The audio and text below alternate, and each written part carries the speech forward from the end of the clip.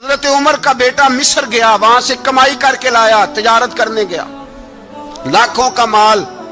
کون سا باپ ہے دنیا میں جس کا بیٹا باہر سے پیسے لے کے آئے تو ابا تفصیل پوچھے کہ بیٹا کہاں سے کمائے، کہاں سے لایا، کتنے ملے، کیوں آئے؟ کون سا باپ تفصیل پوچھتا ہے؟ ابا تو کہتا لا صحیح اور تعریفیں کرتا ہے، میرا بیٹا بڑی کمائی کرتا ہے۔ کبھی پوچھا ہے اس سے کہ ڈیوٹی صحیح دیتا ہے کہ نہیں؟ کبھی پوچھا ہے کہ تو ایمانداری کی روزی لاتا ہے کہ حرام کی کماتا ہے؟ یہ باپ کی ذمہ داری ہے، یہ اماں کی ذمہ داری ہے۔ پھر کہتا ہے بیماری کیسے آ گئی، پریشانی کیسے آ گئی؟ تو نے کبھی سوال کیا اپنی اولاد سے؟ حضرت عمر فاروق رضی اللہ تعالیٰ عنہ کا بیٹا مصر سے پیسے کما کے لایا تو جناب عمر نے بلایا، فرمایا بیٹے اتنی تو تیرے پاس راس ہی نہیں تھی، تھوڑے سے تو پیسے لے کے گیا تھا، اتنی کمائی کیسے ہو گئی؟ اتنے تو پیسے نہیں تھے صاحب، کہاں سے کمائی لائے؟ اس نے کہا ابا جی وہ جو میرے چچا ہے نا مصر کے گورنر، آپ کے دوست، انہوں نے میری مدد کی ہے۔ فرمایا جتنے لوگ گئے تھے سب کی ہے مدد اس نے؟ کہا نہیں صرف میری کی۔ فرمایا تیری کیوں کی؟ تیری کیوں کی؟ کہا حضور آپ کے دوست ہیں۔ فرمایا چپ کر،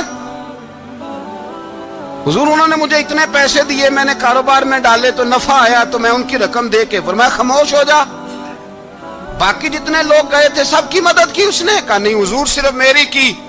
فرمایا اس نے تیری مدد نہیں کی، اس نے خلیفہ کے بیٹے کی مدد کی، اس لیے کہ وہ خلیفہ کو اپنے حق میں نرم کر سکے۔ فرمایا آدھا مال تیرا ہے، آدھا مال غنیمت کا ہے، مال خزانہ کا ہے، مسلمانوں کا ہے، اس لیے کہ تو جو وہاں سے مال کما کے لایا ہے وہ اپنے باپ کے خلیفہ ہونے کی وجہ سے کما کے لایا ہے، لہذا رکھ ادھر۔ یہاں کہتے ہیں کدھر سے آیا، کیسے آیا، کون سا حساب دیں، کیا کریں؟ او بھائی حضرت عمر رضی اللہ تعالیٰ عنہ کا اپنی اولاد کے بارے میں یہ رنگ ہے۔ ایک جنگ سے نا خوشبو آئی، خوشبو بڑی مہنگی ہوتی تھی، عرب میں خوشبو آج بھی بڑی مہنگی ہے، وہ زیادہ استعمال کرتے ہیں۔ میری باتوں کی سمجھ آ رہی ہے میرے بھائی؟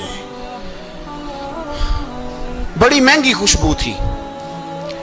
جب وہ خوشبو آئی تو حضرت عمر نے کہا، گھر میں پہلے پہنچی حضرت عمر کے، چونکہ زیادہ عورتیں استعمال کرتی تھی گھر کے اندر خوشبو، مرد بھی لگاتے تھے۔ حضرت عمر نے اپنی بیوی سے کہا، آپ کی زوجہ تو تھی وہ بڑی خوشبو کو پسند کرتی تھی۔ حضرت عمر نے اپنی زوجہ سے کہا کہ خوشبو لاؤ، میں نے ایک عورت کی ڈیوٹی لگائی ہے، وہ خوشبو تول کے نا تو حصہ برابر صحابہ میں بانٹ دے گی۔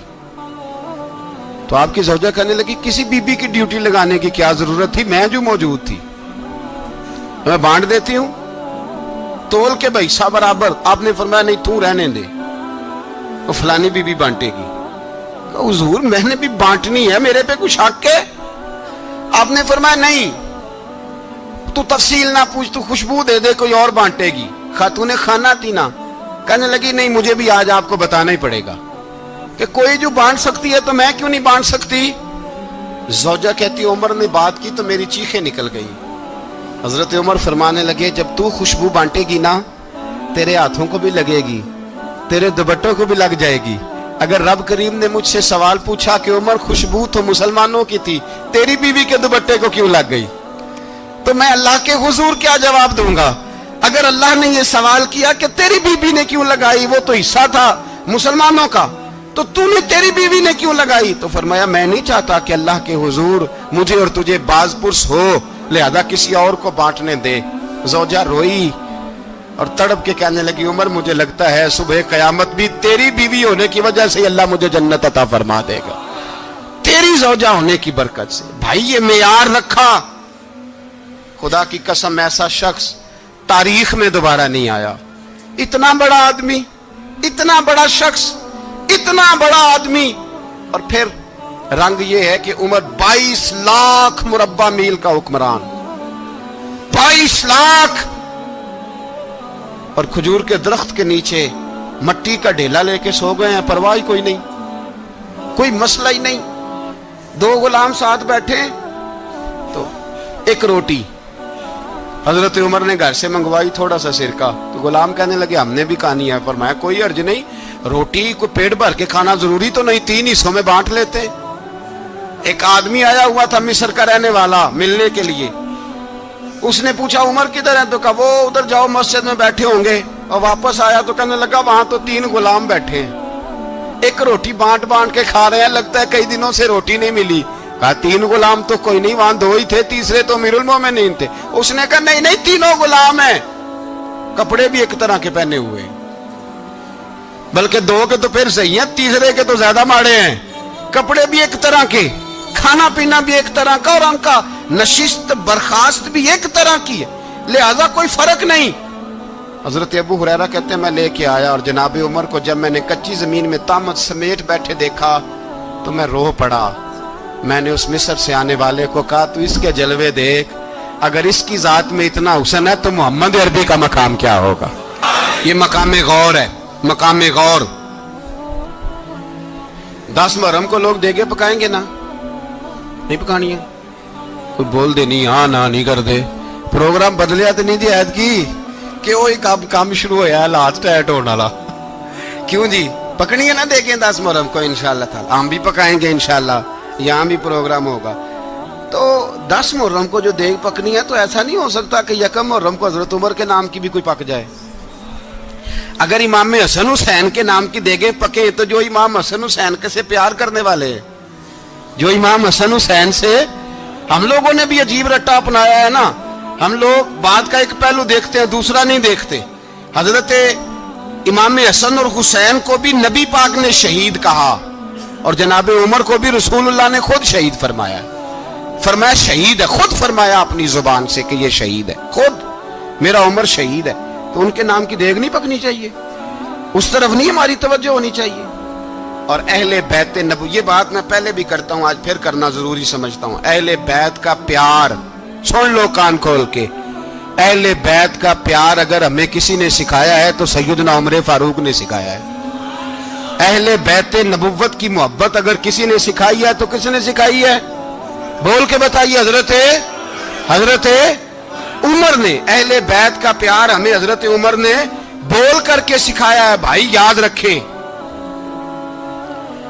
کسی کی طاقت نہیں تھی دم مارنے کی حضرت عمر کے سامنے, طاقت ہی نہیں تھی. کیسر و کسرا کانپ جاتے تھے, جرأت ہی نہیں کرتے تھے حضرت. اور ہمارے تو تعلقات بڑے ہیں نا غیروں سے. حضرت ابو موسیٰ اشعری رضی اللہ تعالیٰ عنہ فرماتے ہیں میرا منشی سائی تھا, وہ کاتب کہتے تھے وہ لوگ, میرا حساب کتاب عیسائی تھا. تو فرماتے ہیں ایک دن میں نے وہ سارا حساب کتاب لین دین کے حضرت عمر کو دکھائے تو فرمانے لگے جس نے لکھے ہیں اس کو بلاؤ. کہنے لگے وہ ضرور مسجد نہیں آ سکتا. کیوں نہیں آ سکتا؟ کہنے لگے وہ عیسائی ہے. کہتے ہیں حضرت عمر جلال میں آ گئے. آپ فرمانے لگے جنہیں رب دور کرتا ہے تم کیوں قریب کرتے ہو, جنہیں اللہ دور کرتا ہے. فرمایا تم غیروں کو اگر عہدے دو گے تو اپنوں کا کیا بنے گا, اگر تم غیروں کو عہدے دو گے تو اپنوں کا. یہ سوچ ہے جو آج برما کے مسلمانوں کے لیے بھی ضروری ہے. کہا اگر تم غیروں کو عہدے دو گے تو اپنوں کا. ہم نے غیروں کو عہدے دیے تو دیکھا نا اپنے کس طرح کاٹے جا رہے ہیں. غیروں کو جو عہدے دے دیے جرانے سارے غیروں سے, روز دعویٰ ہوتا ہے چین ہمارا سجن ہے, چین ہمارا دوست ہے. او بھائی دوست ہے تو اس سے کہو نا کہ برما تو تمہاری ایک چھوٹی سی ریاست ہے, چین کے بغیر تو وہ سانس بھی نہیں لے سکتا. اس کو کہو نا اس حکومت پہ دباؤ ڈالے. لیکن ہم لوگوں نے غیروں کو عہدے دیے تو اپنے پس گئے. حضرت عمر کہتے تھے ذمی کا ہم ادب کریں گے, ذمی کافر کا ہم, ایسا کافر جو مسلمان ریاست کو قبول کرے, بدامنی نہ پھیلائے. ایک آدمی کو آپ نے دیکھا آنکھوں سے نابینا ہے اور بھیک مانگ رہا ہے, تو حضرت عمر کو نظر آ گیا. فرمایا کون ہو؟ اس نے کہا میں یہودی ہوں. فرمایا بھیک کیوں مانگتے ہو؟ کہا جب تک تندرست تھا مسلمانوں کو جزیہ دیتا تھا, بوڑھا ہو گیا ہوں کیا کروں. حضرت عمر نے گھوڑے کی پشت پہ بٹھایا, کافر کو گھوڑے کی پشت پہ بٹھایا اور بٹھا کے مدینے لائے. حضرت علی شیر خدا وزیر خزانہ تھے. فرمایا علی اس کا وظیفہ جاری کرو. کہا یہ کون ہے؟ فرمایا یہ یہودی ہے لیکن یہ ہمیں جزیہ دیتا رہا, بوڑھا ہو گیا بیچارہ, بھیک مانگنے پہ مجبور ہے, ہماری حکومت کے اندر رہتا ہے, اس کا پورا وظیفہ جتنا خرچہ اتنا وظیفہ لگاؤ. حضرت علی کہتے ہیں میں وظیفہ لگا رہا تھا اور وہ میرے نبی کا کلمہ پڑھ رہا تھا, وہ رسول اللہ کا کلمہ پڑھ رہا تھا. یہ مزاج, یہ نہیں کہ کافر. حضرت عمر نے گورنروں کو خط لکھے تھے کہ زبردستی کسی کو مسلمان نہیں کرنا, جہاں ان کی عبادت گاہیں بنی ہو گرانی نہیں, کوئی مندر کوئی گرجا ضائع نہیں کرنا. اسلام سب کو جینے کا موقع دیتا ہے, پر بے ایمانوں ظالموں بدذاتوں تمہیں یہ کہتا ہے کہ ہم تمہیں جینے کا موقع دیتے तुम भी मुसलमानों को जीने का मौका दो। ये जहां बसते हैं, जहां रहते हैं, इन्हें वहां जीने का मौका दो। इन्हें भी अल्लाह अकबर कहने का मौका दो, इन्हें भी कुरान पढ़ने का मौका दो, इन्हें भी रसूलुल्लाह पर दुरूद पढ़ने का मौका दो। हमारे मुल्क में ईसाई अपनी मर्जी से खुलेआम तबलीग करते हैं। यहां तो चैनल चलाए हैं ईसाइयों ने। किसी मजहबी जमात ने कभी जुलूस निकाला है कि ईसाइयों का चैनल बंद करो? बोले निकला है कि नहीं निकला? कितने जुल्म की बात है। हम जब गैर को इतना तहफुज देते हैं, इतना तहफुज देते हैं, हमने देखा है, मुझे बीसियों लोगों ने ईद पे टेलीफोन किए कि ईसाइयों को कुर्बानी का गोश्त दे लें। मजबूर हैं जी, दरवाजे पे आ गए हैं, हमारे काम काज करते हैं। बीसियों लोग, आम आदमी के दिल में इनका इतना जज्बा है, वो मसाइल का बयान करना एक अलग बात, लेकिन हमारे दिल काफर के हक में भी नरम हो जाते। तुम किस कदर ज्यादा बेईमान हो और कुफर किस कदर ज्यादा जलील हो गया है कि मुसलमान के हक में नरम होता ही नहीं। और उससे बड़े जलील वो हैं जो इन जलीलों के सपोर्टर हैं। वो किसी अरब मुल्क के हुक्मरान हो या किसी और जगह के, वो बड़े जलील है जो इन जलीलों के सपोर्टर हैं, जो बर्मा की बच्चियों के कत्ल पर अपनी हुकूमतें चमका रहे हैं। ने शर्म नहीं आती। इस कदर मुसलमान तड़पा है, लेकिन उन बेगैरतों को जरा होश नहीं आई। और ये उनके कमाश, उनके दलाल जो हर जगह उनकी सपोर्ट करके अपनी हुकूमतें कायम करते हैं, बेईमानों को पता नहीं कि कब इन पर अल्लाह का अजाब उतरेगा और किस तरह इनके परखशे उड़ेंगे। तुम्हें अपनी जिल्लत और रुसवाई नजर नहीं आ रही कि जमीन किस तरह तुम्हारे लिए तंग हो गई है? इससे ज्यादा और तुम्हारी रुसवाई क्या होगी? डरो अल्लाह से, और ये तो दुनिया का अजाब है। इन्न बत्श रब्बिक लशदीद, मेरा रब कहता है कयामत तो कायम होने दे। इतना सख्त तेरे रब की पकड़ है, इतनी किसी दूसरे की हो सकती? याद रखें और थोड़ा एहतियात करें हम सब लोग भी, जो हम लोग आधी जुबान बोल के भी इनकी सपोर्ट करते। अब शर्म आनी चाहिए हमें इन हुकूमतों की सपोर्ट करते जो मुसलमानों की लाशों के ऊपर हुकूमतें कायम करते हैं। शर्म आनी चाहिए। बहरहाल बात दूर निकल जाएगी और मैं अपने मजमून पे रहता हूं। अहले बैत का प्यार अगर सिखाया है तो जनाब उमर ने सिखाया है रदी अल्लाह ताला अन्हो, इमाम हसन मिलने। आप यकीन करें, मैं जब इस वाकया को पढ़ता हूं तो मेरा दिल झूम जाता है। मैं कहता हूं यार, डाटा होना अपनी जगह पे, इश्क होना अपनी जगह पे, इंसान का बावकार होना अपनी जगह। जहां खड़े होना था वहां ये खड़े होते थे, और जहां झुकना था वहां ये इन लोगों में इकबाल ने कहा था, तेरी निगाह नाज से दोनों मुराद पा गए। अकले गियाबो जुस्तजू इश्के हुजूरो इस तरह। जहां अगर आया है सामने कैसरो किसरा तो उमर जैसा दलेर कोई नहीं। अगर सामने आया ईरान का बादशाह तो उमर जैसा तगड़ा कोई नहीं। अगर आया है सामने गुस्सान का बादशाह तो उमर जैसा आदिल कोई नहीं। लेकिन अगर अली का बेटा आया है, अगर फातिमा के लाल पारे आए हैं, तो फिर फारूक आजम से जैसा मुहिब कोई नहीं, फिर उनसे जैसा प्यार करने वाला कोई नहीं। अंदर बैठे हैं जनाब उमर, अंदर तन्हाई में कुछ वजीरों से गुफ्तगू हो रही है, मीटिंगें जारी हैं। आपके बेटे मिलने आए जनाबे अब्दुल्ला इब्ने उमर। अब्बा जी मिलने आए। बात ठहरो, बात कर रहा हूं, कोई ना अंदर आए। साहबजादा बाहर खड़ा है। थोड़ी देर गुजरी तो इमाम हसन भी आ गए। कौन आए? आपको अजब मिलेगा इमाम साहब का नाम लेने से, वो सरदार हैं जन्नतियों। कौन आए? सारे बोलिए। इमाम हसन, तेरी नस्ल पाक में है बच्चा बच्चा नूर का, तू है ने नूर तेरा सब घराना। इमाम हसन आए तो हजरत अब्दुल्ला इब्ने उमर को दरवाजे पे खड़े देखा। कहा अमीरुल मोमिनीन कहाँ हैं? कहने लगे हजरत उमर के बेटे। कहने लगे वो अंदर बैठे, कुछ मीटिंग हो रही है और उन्होंने कहा कोई अंदर ना आए, लेकिन आप जाना चाहें तो चले जाएं। आप जाना चाहें तो, तेरी नस्ल पाक में है बच्चा बच्चा नूर, आप जाना चाहें तो चले जाएं। तो उन्होंने कहा जब आप बाहर खड़े हैं तो मुझे कोई इतना जरूरी काम नहीं, और अभी जोर की नमाज थोड़ी देर में होगी, मैं मस्जिद में मिल लूंगा अमीरुल मोमिनीन से। ये बात कह के इमाम हसन चले गए। यार इतनी बड़ी बात नहीं थी, इतनी बड़ी बात नहीं थी। तो मेरे उस्तादों का बेटा भी आए तो कहा ठीक है जी, वो सोए हुए हैं तो कोई गर्ज नहीं यार, मैं ठहर के आ जाऊंगा। कोई बड़ी बात नहीं थी, देखा जाए तो बड़ी बात नहीं थी, पर बात बहुत बड़ी थी, इसलिए कि ये खाली हसन नहीं, ये हसन इब्ने अली है, ये हजरत फातिमा के लख्ते जिगर। हजरत उमर बाहर निकले। अब्दुल्ला इब्ने उमर से पूछा कोई आया तो नहीं? तो कहा हुजूर इमाम हसन आए थे। تو کہا پھر شہزادے کو اندر کیوں نہیں بھیجا؟ کہا میں نے کہا تھا. وہ کہنے لگے اگر امیر المومنین مصروف ہیں تو میں ظہر میں مل لوں گا. حضرت عمر رونے لگے. فرمایا بیٹے تو نے اچھا نہیں کیا. پھر مسجد نہیں گئے, سیدھے امام حسن کے دروازے دستک دی. امام حسن باہر آئے. کہا شہزادے آئے تھے تو ملے کیوں نہیں؟ تو امام حسن کہنے لگے حضور آپ کا اپنا بیٹا دروازے پہ کھڑا تھا, آپ کا اپنا بیٹا دروازے پہ کھڑا تھا, اور منع بھی کیا تھا آپ نے تو میں زور میں مل لیتا. حضرت امام حسن فرماتے جوش جذبات میں جناب عمر نے سر سے پگڑی اتار دی. جوش جذبات میں کہنے لگے حسن میرے بیٹے کا اور آپ کا کیا مقابلہ؟ کیا اس کی ماں کا نام فاطمہ الزہرا ہے؟ کیا اس کی نانی کا نام خدیجۃ الکبریٰ ہے؟ کیا اس کے نانے کا نام محمد مصطفیٰ ہے؟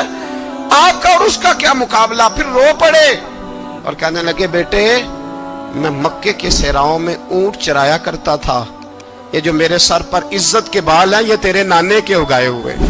میں مکے کے خبردار شہزادے خبردار. او بھائی اہل بیت نبوت کے ادب کا رنگ اگر سکھایا ہے تو سیدنا عمر نے سکھایا ہے. حضرت عمر فاروق اتھارٹی ہے, اسلام کی اتھارٹی. یکم محرم حضرت عمر کی شہادت ہے. یہودی بول اٹھا, کافر بول اٹھا. اگر 6 مہینے عمر دنیا میں اور رہتے تو دنیا میں کوئی کافر موجود نہ ہوتا. 6 مہینے. اور جب اس بطل جلیل کا جنازہ اٹھا, اللہ بخاری پڑھیے نا, اللہ ارزقنا شہادت فی سبیلک, اللہ بسترے کی موت نہ دینا شہادت کی دینا. عمر شہید ہوئے, مسجد نبوی میں نماز پڑھاتے, اور جب جنازہ اٹھا تو مدینے کا پھر پیچھے جو دلیر بچے وہ مولا علی تھے. مولا علی جناب عمر کا جنازہ اٹھا تو سب سے پہلی ہائے جو نکلی وہ حضرت علی کی زبان سے نکلی, اور حضرت علی ساری داڑھی آنسوؤں سے بھر گئی. لوگوں نے کہا کہ علی کیا ہوا؟ فرمانے لگے تم دیکھ نہیں رہے جنازہ کس کا اٹھا ہے؟ پلٹ کے دیکھو تو صحیح, تم پتہ نہیں یہ کون گیا ہے؟ کہ حضور کیا ہوا؟ آپ فرمانے لگے عمر اس طرح کے کام کر کے گیا ہے, اب ان کے رستوں پہ کون چلے گا؟ کون اس کے جگر راہ وفا میں؟ میں نقش ایسے چھوڑ آیا ہوں, میں جس منزل سے گزرا ہوں وہ اب تک یاد کرتی ہے. حضرت علی حضرت عمر کے جنازے پہ کھڑے ہو کے کہتے ہیں اللہ مجھے اس طرح کے عمل کرنے کی توفیق دے جس طرح کے عمر کر کے گیا. میرے بھائی بطل عزیز, بطل حریت حضرت عمر رضی اللہ تعالیٰ عنہ جو اپنی زندگی انقلاب والی گزار کے گئے. عمر جب دنیا سے گئے تو 80 دینار کا قرضہ تھا, 22 لاکھ مربع میل کا حکمران, اور اپنے بیٹے سے کہنے لگے بیٹے کوشش کرنا تیرے خاندان والے مل کے میرا قرضہ اتار دے, میری قبر پہ بوجھ نہ رہے, اور اگر خاندان والے مدد نہ کریں تو میرے دوستوں سے بات کرنا, وہ مدد نہ کریں تو پھر علی سے بات کرنا. ان کا پیار آپس میں اتنا, اور تو اختلاف ثابت کر رہا. 80 دینار کا قرضہ چھوڑ کر حضرت عمر دنیا سے گئے, اور جاتی دفعہ کہہ گئے میرے بعد میرے بچوں کو حکومت کے مشورے میں بھی شامل نہ کرنا, حکومت کے مشورے میں بھی میری اولاد شامل نہ ہو. اتنا بڑا شخص اتنا بڑا رنگ دے کے یکم محرم کو جب عمر فاروق کا وصال ہوا تو بیٹے سے کہنے لگے اماں عائشہ سے جا کے کہو میرا بھی نبی پاک کے روزے میں دفن ہونے کو دل کرتا ہے. ایک قبر کی جگہ ہے اماں جی نے اپنے لیے رکھی ہے, بخاری ہے بخاری. حضرت عائشہ کے پاس صاحبزادے گئے, کہنے لگے اماں جی عمر کو زخم لگ گیا ہے, حالت بڑی پریشانی والی ہے. وہ کہتے ہیں اگر اماں اجازت دیں.